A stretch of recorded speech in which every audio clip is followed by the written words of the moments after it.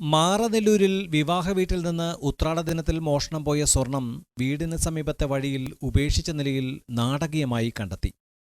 ഉത്രാട ദിനത്തിൽ വിവാഹത്തിനു ശേഷം മാറനെല്ലൂർ പുന്നാവൂരിലെ വീട്ടിലെത്തിയ വരൻ ഗിലിനും വധു ഹന്നയും തുടർന്ന് മാറനെല്ലൂർ ജംഗ്ഷനിലെ ഒരു ഹാളിലാണ് വിവാഹ സൽക്കാരത്തിനായി പോയത്.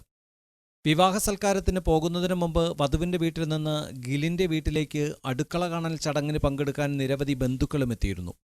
തുടർന്ന് വിവാഹ സൽക്കാരത്തിനു ശേഷം 9:30 വീട്ടിലെത്തുമ്പോഴാണ് പിൻഭാഗത്തെ വാതിൽ തുറന്നു കിടക്കുന്നത് ശ്രദ്ധയിൽപ്പെടുന്നത്. ഉടൻ തന്നെ രണ്ടാം നിലയിലെ ഗിലിന്റെ മുറി പരിശോധിക്കുമ്പോഴാണ് വധു അണിഞ്ഞിരുന്ന 25 പവനോളം ആഭരണങ്ങൾ കാണാനില്ലെന്ന് അറിയുന്നത്. വിവാഹ സൽക്കാരത്തിന് മുമ്പ് വധു അണിഞ്ഞിരുന്ന ആഭരണങ്ങൾ മാറ്റി മാലയും 4 വളയും കമ്മലും മാത്രം ധരിച്ചാണ് വിവാഹ സൽക്കാരത്തിൽ ഗിലിന്റെ ഭാര്യ ഹന്ന പങ്കെടുത്തത്.